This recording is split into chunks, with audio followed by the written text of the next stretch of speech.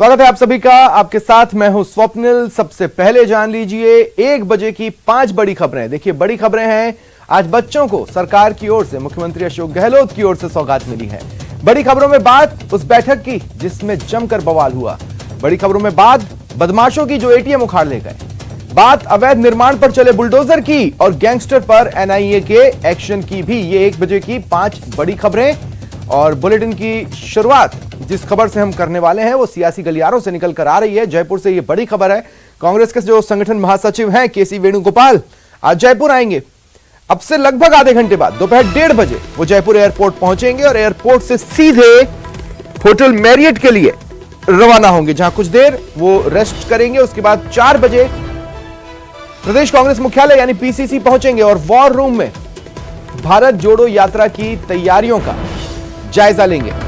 सभी कमेटियों के साथ केसी वेणुगोपाल बैठक करेंगे। उनके सीएमआर जाने का भी कार्यक्रम बन सकता है और संभावना है कि आज ही वो दिल्ली भी लौट सकते हैं। और ज्यादा जानकारी के लिए बात करेंगे सहयोगी सौरभ से। सौरभ, क्या जानकारियां मिल पा रही हैं, क्या अपडेट्स हैं?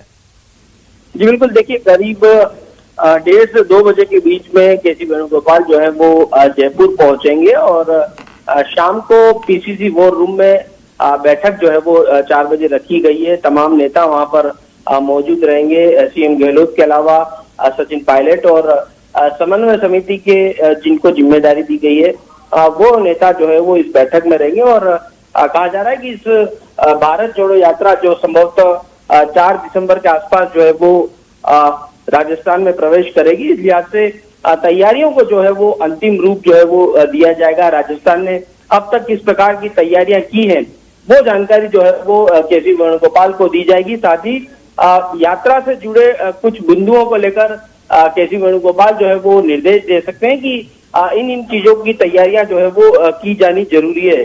मैं आपको बता दूं कि जिस प्रकार से बताया जा रहा है कि करीब 7 जिलों से होकर ये यात्रा जो है वो गुजरेगी और करीब 17 दिन जो है वो राजस्थान में रह सकती है। तो उसी के मद्देनजर ये पूरी बैठक जो है वो होने वाली है और संभवतः आज रात को ही वापस जो है वो केसी वेणुगोपाल जो है वो दिल्ली जो है वो वापस रवाना हो सकते हैं। तो महत्वपूर्ण बैठक है और इंतजार किया जा रहा है कि वो जब यहाँ पर पहुंचेंगे तो इस बैठक में तमाम तैयारियों को लेकर निर्देश जो है वो देंगे। जी सौरभ, देखिए 2 बातें हैं। केसी वेणुगोपाल के लिए राजस्थान और राजस्थान के चेहरे नए नहीं हैं।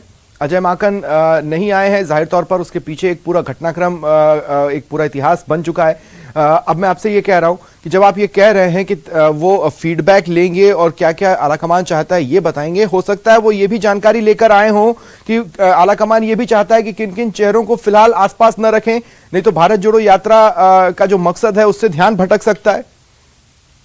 जी बिल्कुल, देखिए जिस प्रकार से विवाद पिछले कई दिनों से राजस्थान में चल रहा है और उस विवाद का असर जो है वो भारत जोड़ो यात्रा पर न हो उसका विशेष ख्याल जो है वो रखा जा रहा है। और यही कारण है कि तमाम नेताओं को निर्देशित किया जा रहा है कि वे जो है वो इस यात्रा के मद्देनजर, जब जितने दिन भी ये यात्रा राजस्थान रहती है उसके मद्देनजर कोई भी ऐसी बयानबाजी जो है वो ना हो और ऐसा दिखे नहीं कि राजस्थान कांग्रेस में जो है वो विवाद है। तो उसको लेकर भी स्पष्ट निर्देश जो है वो केसी वेणुगोपाल द्वारा जो है वो दिए जाएंगे। जिस प्रकार से राहुल गांधी ने स्पष्ट पहले ही कर दिया है कि सचिन पायलट हो या फिर अशोक गहलोत, दोनों ही कांग्रेस के लिए बड़े असेट है और भारत जोड़ो यात्रा पर इसका कोई असर नहीं होगा। तो उनका स्पष्ट।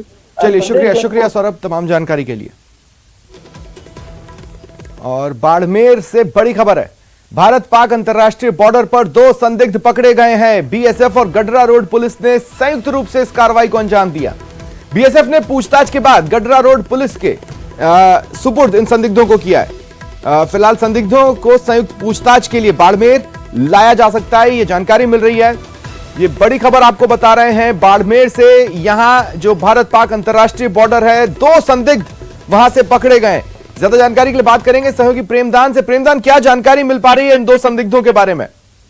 देखिए स्वप्निल, मैं बताना चाहूंगा कि यह गढ़ा रोड क्षेत्र के अंदर मिले हैं और इन दोनों के ऊपर जिस तरीके का अभी संदेह जो जारी हो रहा है वो ये है कि भारत पाक बॉर्डर पार से जो पाकिस्तान से जो हेरोइन यहाँ पहुंची है उसमें इनकी संलिप्तता हो सकती है। इसी को लेकर इन दोनों को उठाया गया है और इनको अभी गाड़ा रोड पुलिस जो है वो बाड़मेर लेके आ रही है।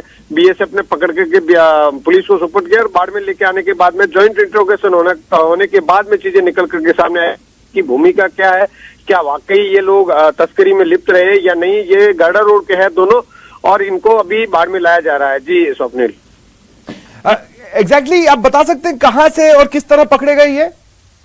देखिए, क्योंकि बीएसएफ और जो सुरक्षा एजेंसियां थी इनके राडार पे थे, क्योंकि पाकिस्तान में इनका किसी तरीके का संपर्क जो है वो उनके मतलब ये पाकिस्तानी नहीं है, ये अपने ही साइड के लोग हैं। ये गाड़ा रोड के हैं, अपने बाड़मेर के गाड़ा रोड थाना क्षेत्र गाड़ा रोड के निवासी है दोनों। और इनके ऊपर जो संदेह है वो ये है कि पाकिस्तान जो वहां से सीमा पार से जो हेरोइन की जो खेप आती है उसमें इनकी संलिप्तता होने का अंदेशा है।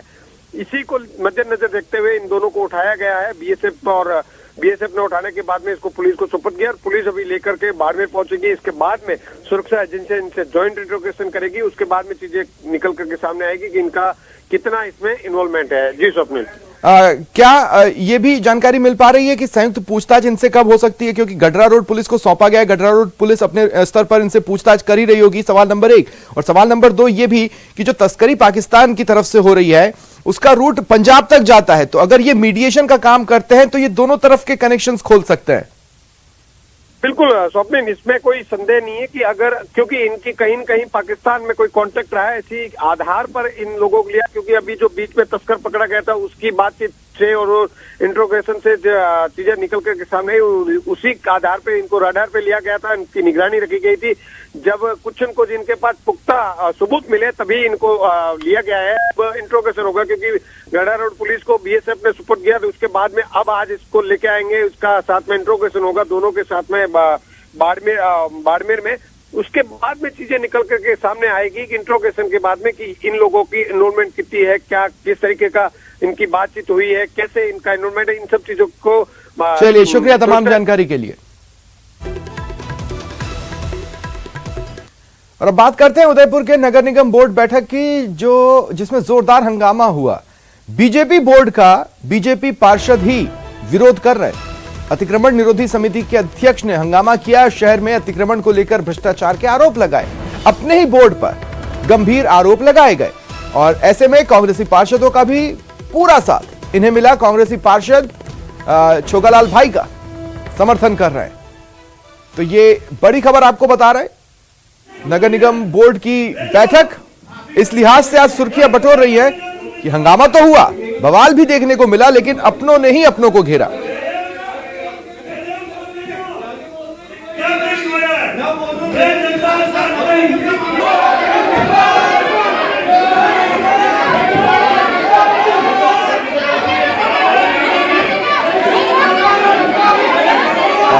सहयोगी कपिल इस वक्त मेरे साथ फोन लाइन पर जुड़ रहे हैं। कपिल, बोर्ड की बैठक शुरू हुई, उसके तुरंत बाद ही इस तरह की तस्वीरें सामने आने लगी। मैं आपसे पूछ रहा हूं एग्जैक्टली वो पिन पॉइंट क्या रहा जिसके बाद हालात इस तरह बवाल में बदलते चले गए?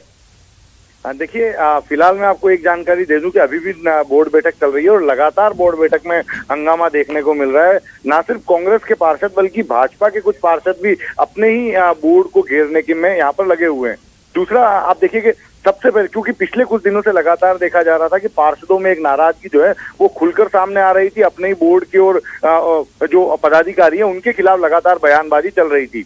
तो जैसे ही ये बोर्ड बैठक शुरू हुई, सबसे पहले अतिक्रमण निरोधी समिति के जो अध्यक्ष है छोगालाल भाई, उन्होंने विरोध दर्ज कराना शुरू कर दिया। उन्होंने अपने ही बोर्ड पर भ्रष्टाचार के खुलकर आरोप लगाए, क्योंकि उनका ये मानना है कि उनको अतिक्रमण हटाने के लिए जो वे काम करना चाहते हैं उनका ही बोर्ड उन्हें काम नहीं करने दे रहा। तो कांग्रेस को बैठे बिठाए एक मुद्दा मिल गया बैठक के दौरान, क्योंकि जब बीजेपी वाले ही बीजेपी को घेरने लगे तो कांग्रेस ने उनका समर्थन करना शुरू कर दिया और हंगामा बहुत ज्यादा बढ़ गया। इस बीच में इस बैठक से ठीक पहले संजय भक्तानी एक पार्षद हैं जो कांग्रेस से बीजेपी ज्वाइन करके और बैठक में पहुंचे थे। तो कांग्रेस के पार्षदों ने संजय बख्तानी का भी काफी विरोध किया है और काफी नारेबाजी उनके खिलाफ यहाँ पर की है। तो लगातार जो विरोध है वो देखा जा रहा है। दूसरा, लाइसेंस फीस जो है उसको लेकर सहमति नहीं बन पाई है। हालांकि बाद में कांग्रेस के पार्षद सहमत नहीं हुए, लेकिन बीजेपी जो कि बहुमत में है तो एक बहुमत में एकजुटता दिखाते हुए उस प्रस्ताव को पास कर दिया गया। जी चलिए, शुक्रिया कपिल, आप नजर बनाए रखें। और इधर जयपुर चलें तो नगर निगम ग्रेटर की कार्य समिति की बैठक से जुड़ी ये खबर है। बैठक शुरू होने से पहले ही माहौल गर्मा गया। कांग्रेस के पार्षद करण शर्मा के मौजूद रहने से यह हंगामा हुआ। चेयरमैन राखी राठौड़ ने करण शर्मा की मौजूदगी पर सवाल उठाया, इसका विरोध किया। राखी राठौड़ ने कहा कि एएपी माफ कीजिएगा, आप नेता प्रतिपक्ष नहीं हो, इसलिए आप मीटिंग से बाहर जाओ। बैठक में माहौल गर्माता देख महापौर ने कहा कि जो नियम में है उसी हिसाब से देख लेंगे। देखिए, एक तरफ उदयपुर जहां नगर निगम की बैठक की शुरुआत हंगामेदार रही और अब तक हंगामा चल रहा है, दूसरी तरफ एक बैठक जयपुर में होनी थी कार्य समिति की। ये बैठक शुरू होती उससे पहले ही माहौल गर्मा गया। कांग्रेस के पार्षद हैं करण शर्मा, वो वहां मौजूद थे, जिससे यह हंगामा हुआ। चेयरमैन राखी राठौड़ ने उनकी मौजूदगी का विरोध किया और कहा कि आप नेता प्रतिपक्ष नहीं हो, इसलिए मीटिंग से बाहर जाओ। वहीं जिस तरह से माहौल गर्मा रहा था, जिस तरह से बहस की स्थिति बन रही थी, उसे देखते हुए महापौर ने इंटरवीन किया और कहा कि जो भी रूल्स एंड रेगुलेशंस कहते हैं, जो नियमों में है, उसी हिसाब से देख लेंगे।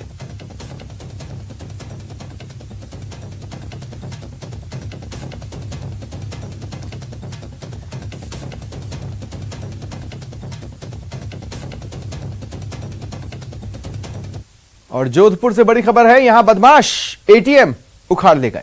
शिकारगढ़ के मिनी मार्केट क्षेत्र में यह घटना सामने आई। 7 बदमाशों ने इस वारदात को अंजाम दिया।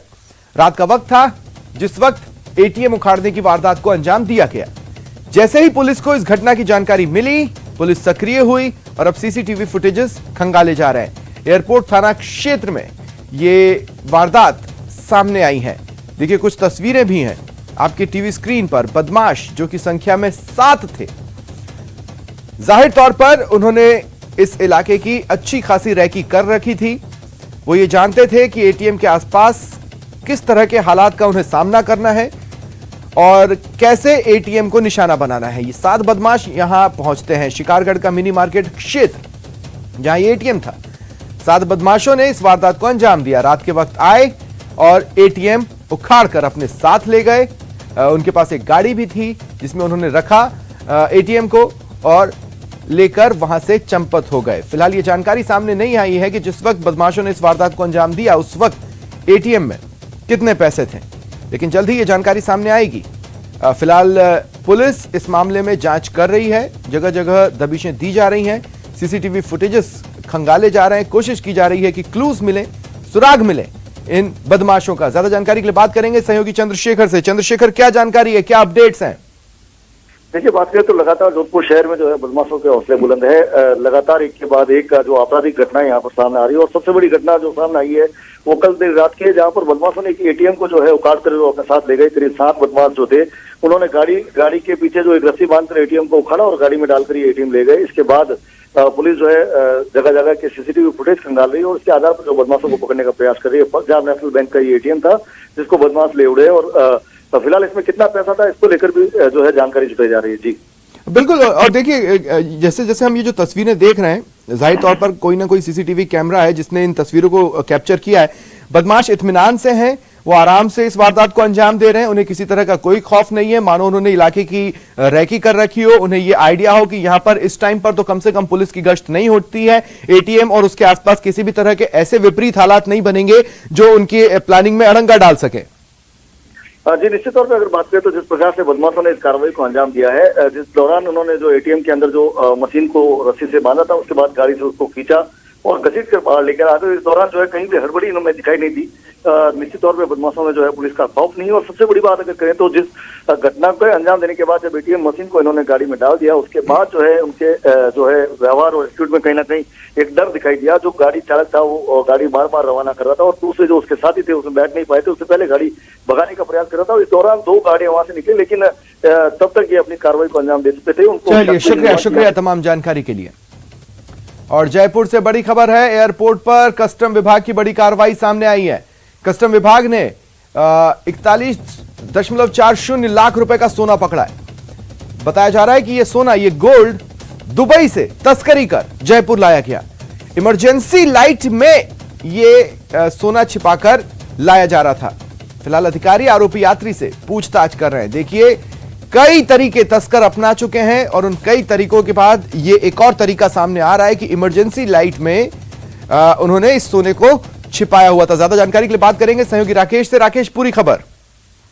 देखिए स्वप्निल, जो ये यात्री दुबई से आया था, दुबई जयपुर एयर फ्लाइट से जयपुर पहुंचा था और जयपुर पहुंचने पर जब कस्टम विभाग के अधिकारियों ने इसके सामान की स्कैनिंग की तो स्कैनिंग में कुछ संदिग्ध चित्र उभर कर सामने आए थे। तो इस यात्री से पूछा गया कि भाई इसके पास कोई संदिग्ध सामान है, तो इसने अपने पास किसी भी प्रकार का संदिग्ध सामान होने से साफ इनकार कर दिया। उसके बाद कस्टम विभाग के अधिकारियों ने इसके सामान की जांच की तो उसमें जो इमरजेंसी एक लाइट थी, इमरजेंसी लाइट में इसने डबल लेयर प्लास्टिक लगा के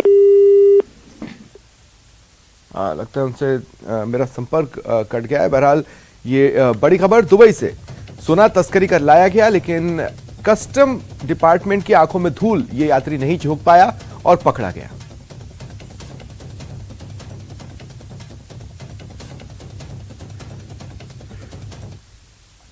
और अब बात कर लेते हैं पशु चिकित्सकों की, जो शहीद स्मारक पर राज्यव्यापी आंदोलन के तहत पड़ाव पर बैठे हैं। पशु चिकित्सकों की 11 सूत्रीय मांगे हैं जिनके लिए ये पड़ाव डाला गया है। वेटरनरी डॉक्टर्स एसोसिएशन के आह्वान पर यह पड़ाव पशु चिकित्सकों ने डाला है। रिक्त पदों को शीघ्र भरा जाए, इनकी प्रमुख मांगों में शुमार।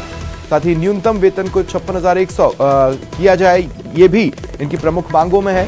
900 पशु चिकित्सा अधिकारियों की कोर्ट में भर्ती अटकी है। भर्ती के लिए जो इंटरव्यूज हैं वो जल्द शुरू करवाने की भी मांग उठाई जा रही है।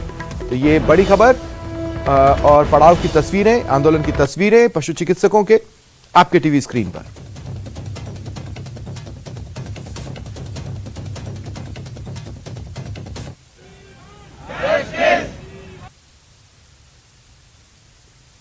एक तरफ राज्य सरकार कहती है कि जो कोई चुनावी साल में मांग रहा है राज्य सरकार उसे सब कुछ दे रही है। इस वक्त हम खड़े हैं शहीद स्मारक पर। यहाँ शहीद स्मारक पर ये वो चिकित्सक हैं जिन्होंने लंपी संक्रमण के दौरान सरकार को संकट से निकाला था। न सिर्फ सरकार को संकट से निकाला था बल्कि लाखों पशुधन को मौत के मुंह से भी इन्होंने ही बचाया था। लेकिन यही पशु चिकित्सक अब सरकार के खिलाफ मोर्चा खोल रहे हैं। इन पशु चिकित्सकों के हाथ में जो बैनर और तख्तियां हैं उनसे इसके मांगों का पता चलता है कि ये सरकार को अपनी आवाज पहुंचाना चाहते हैं कि जो इनकी मांगे हैं, खासतौर पर जो रिक्त पद पड़े हैं, वेटरनरी ऑफिसर्स के रिक्त पद पड़े हैं, इनका जो ग्रेड पे का जो मामला है उसको संशोधित करने की मांग कर रहे हैं। इन तमाम मांगों को लेकर के प्रदेश भर के पशु चिकित्सक यहाँ आज पड़ाव डाल रहे हैं। शहीद स्मारक पर इनका पड़ाव है।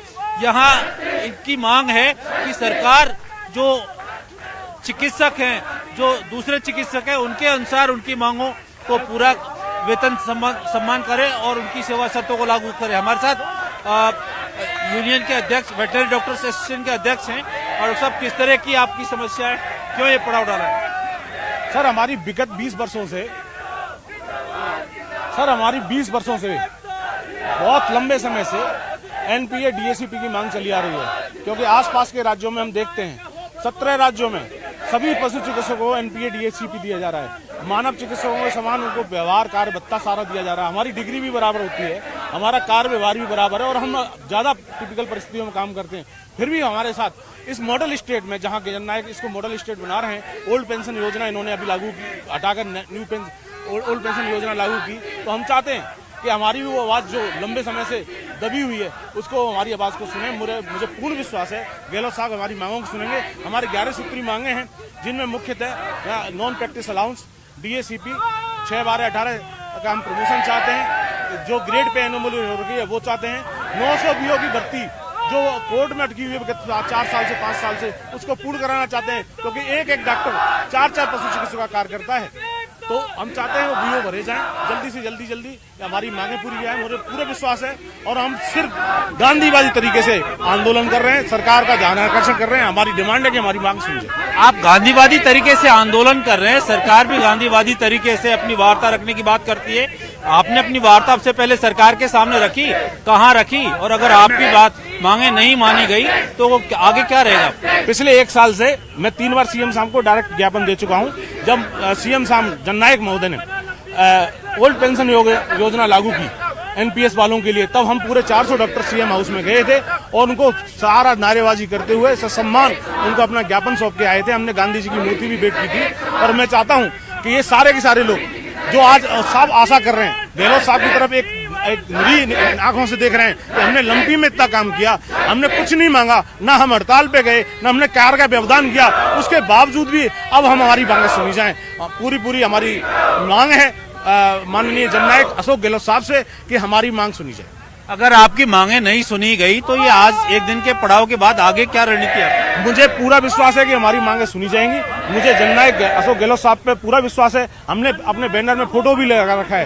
फोटो में उंगली उठाते हुए गहलोत साहब न्याय करने की बात कर रहे हैं। हमें न्याय मिलेगा, वो हमारी बातें सुनेंगे, मेरा पूरा विश्वास है। तो आगे की रणनीति यही सभा स्थल पे प्रदेश के जिले, हर जिले से कोने कोने से आए डॉक्टर मिलकर तय करेंगे। कैमरा पर्सन अविनाश शर्मा के साथ राकेश शर्मा, न्यूज 18 राजस्थान, जयपुर। और ज्यादा जानकारी के लिए बात करेंगे सहयोगी राकेश से। राकेश, क्या सरकार की ओर से वार्ता का न्योता इन्हें मिला है? किसी तरह के प्रतिनिधि मंडल को वार्ता के लिए बुलाया गया है अब तक? बिल्कुल, देखिए स्वप्निल, जिस तरीके से इन्होंने लगातार कोशिश की है सरकार से वार्ता करने की, लेकिन अभी तक कोई इनको निमंत्रण नहीं मिला है। लेकिन इनको उम्मीद है, क्योंकि जिस तरीके से लंपी संक्रमण के दौरान तमाम पशु चिकित्सकों ने राज्य में अपनी सेवाएं दी हैं, भले ही पशु चिकित्सक के पद जो है आधे से ज्यादा रिक्त प्रदेश में पड़े हैं, लेकिन ओवर टाइम ड्यूटी करके भी इन्होंने सरकार का साथ दिया है। तो ये सरकार से गांधीवादी तरीके से इस बात की मांग कर रहे हैं कि या तो सरकार जो इनकी समस्याएं हैं, खासतौर पर ये अपनी मूलभूत सुविधाओं की मांग कर रहे हैं जो दूसरे चिकित्सकों को सरकार द्वारा दी जाती है, वो सुविधाएं भी पशु चिकित्सकों को उपलब्ध करवाई जाए, जिसमें जो संसाधन उपलब्ध करवाने की बात है, इनकी वेतन संगति की बात है, ग्रेड पे संशोधन की बात है। तो इन मांगों को लेकर सरकार की तरफ से सकारात्मक इनको आश्वासन तो मिला था, लेकिन अभी सरकार की तरफ से कोई ठोस पहल नहीं की गई है। ऐसे में ये तमाम जो पशु चिकित्सक है प्रदेश भर के आज यहाँ एकजुट हुए हैं और सरकार से ये मांग कर रहे हैं कि या तो उनकी जो 11 सूत्री मांगे हैं उन पर तत्काल समाधान किया जाए, नहीं तो फिर आने वाले समय में हो सकता है पशु चिकित्सक किसी कठोर निर्णय की तरफ आगे बढ़े। चलिए, शुक्रिया तमाम जानकारी के लिए। आप नजर बनाए रखें। और जयपुर से बड़ी खबर है, जेडीए की बड़ी कार्रवाई सामने आई। आज भी जेडीए एक्शन में रहा। इकोलॉजिकल जोन में जेडीए ने यह कार्रवाई की है।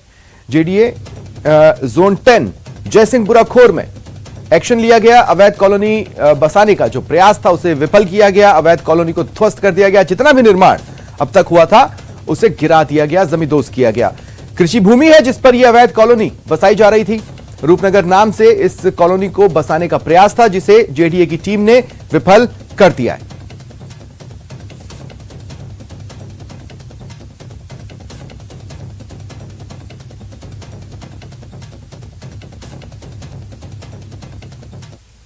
और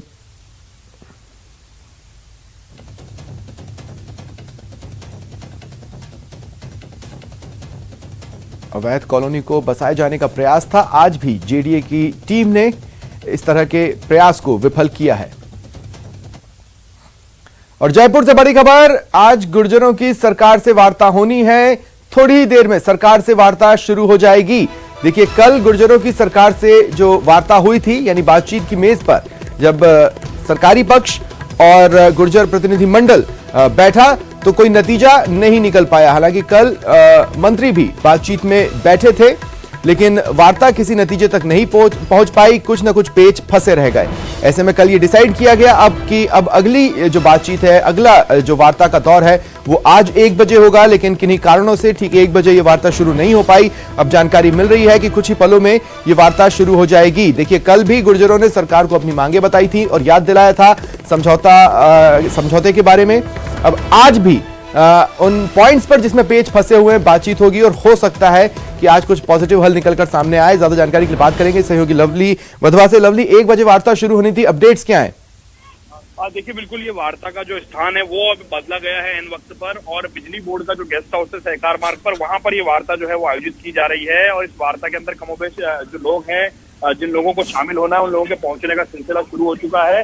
और ये वार्ता कुछ ही देर में जो शिक्षा मंत्री डॉक्टर बी.डी. कल्ला की अध्यक्षता में जो मंत्रिमंडलीय उप समिति बनी हुई है उसमें ये वार्ता जो है वो शुरू की जा रही है। और वार्ता के अंदर जो है वो तमाम जो लोग होंगे जिन्हें आमंत्रित किया गया मंत्रिमंडलीय उप समिति के लोग और इसके अलावा गुर्जर आरक्षण संघर्ष समिति के जो पदाधिकारी हैं उन्हें बुलाया गया है। और ये तमाम देखिए, एक तरफ तो लवली गुर्जर प्रतिनिधि मंडल है जो कि अपनी मांगों को लेकर और अपने पॉइंट्स को लेकर एकदम क्लियर है और वो उस पर अड़ा हुआ है, उस पर डटा हुआ है। दूसरी तरफ सरकार, अब जब कल उन्होंने देखा कि पेज फंस रहे हैं तो आज और प्लानिंग के साथ और रास्तों के साथ पहुंची होगी। क्या तैयारी सरकारी पक्ष की तरफ से हुई है? देखिए, माना जा रहा है कि सरकार गुर्जरों की तमाम मांगों को लेकर के सहमति बना सकती है। सैद्धांतिक मंजूरी जो थी मुख्यमंत्री के स्तर पर वो मिल गई है और मुख्यमंत्री से मंजूरी मिलने के बाद में अब सैद्धांतिक मंजूरी जो है उसकी घोषणा शायद यह बैठक में हो सकती है। पहले बारीकी से सुना जाएगा इनके पक्ष को और उसके बाद में जो है वो फैसला जो है वो अधिकारियों को बताया जाएगा उनकी तरफ से। और ये तय माना जा रहा है कि सरकार नहीं चाहती कि भारत जोड़ो यात्रा का विरोध हो और इसीलिए मुख्यमंत्री से बात करने के बाद में जो शिक्षा मंत्री बी.डी. कल्ला और तमाम मंत्रियों को जो है वो भेजा गया है बातचीत करने के लिए। और इसीलिए सरकार ने आगे चल करके गुर्जरों की चेतावनी के बाद में उन्होंने बुलाया है और बुला करके उन्हें जो है वो कहा गया है कि उन्हें तुरंत प्रभाव से जो है गुर्जर आरक्षण संघर्ष समिति की जो मांगे उस पर विचार करना। जी चलिए, शुक्रिया तमाम जानकारी के लिए। और चलिए यहां पर रुकते एक छोटे से ब्रेक के लिए।